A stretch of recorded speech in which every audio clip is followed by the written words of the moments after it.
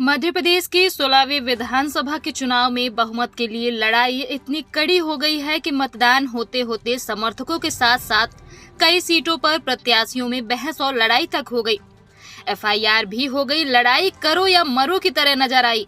इसके बावजूद सबसे बड़ा सवाल यही है कि 4 चुनावों से जिस जादुई संख्या 116 के लिए कांग्रेस तरस रही है, वह इस बार हासिल कर पाएगी या भाजपा सत्ता में लौट आएगी।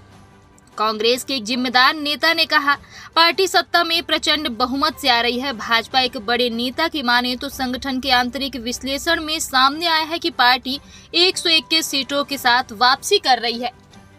भाजपा ने 2003, 2008 और 2013 में बड़े बहुमत से सरकारें बनाई, लेकिन 2018 में नजदीकी मुकाबला रहा। कांग्रेस को 114 और वोट ज्यादा लेकर भी भाजपा को 109 सीटें मिली।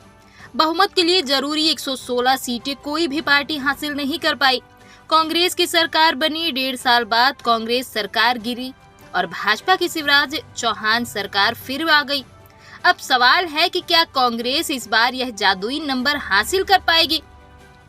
सत्ता विरोधी रुझान कई जगह सामने आया। भाजपा कार्यकर्ताओं में उत्साह की कमी थी तो उधर कांग्रेसी आक्रामक नजर आए। भाजपा का सीएम चेहरा सामने न रखना कई लोगों को पसंद नहीं आया। मतदाताएं कहते मिले कि एमपी के मन में मोदी का मतलब यह तो नहीं है कि मोदी एमपी के मुख्यमंत्री बनेंगे। कांग्रेस के सीएम प्रत्याशी से तुलना के लिए चेहरा तो होता। भाजपा की सबसे बड़ी उम्मीद लाडली बहना योजना ही नजर आई। महिलाएं भाजपा के साथ दिखी, अन्य किसी मुद्दे में ऐसी अपील नहीं दिखी।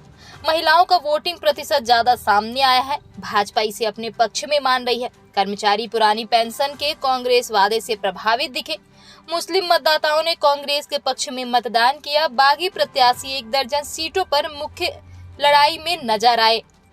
वर्ष 2003 से हर चुनाव में मत प्रतिशत बढ़ा है। 2018 के चुनाव को छोड़ हर बार इसका फायदा सत्ताधारी पार्टी के पक्ष में गया। पिछले चुनाव में किसी पार्टी को बहुमत नहीं मिला। कांग्रेस को 5 सीटें ज्यादा मिली, लेकिन वोट ज्यादा भाजपा को मिले थे।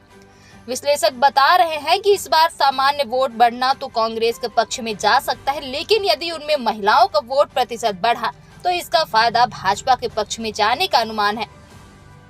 लोगों का कहना है कि मुख्यमंत्री शिवराज चौहान और पूर्व सीएम कमलनाथ के क्षेत्रों में उलटफेर की स्थिति नहीं है, लेकिन अन्य हिस्सों में तस्वीर हटकर है। चुनाव में उतरे भाजपा के दिग्गज मंत्री व सांसद में ज्यादातर करीबी लड़ाई में दिखे।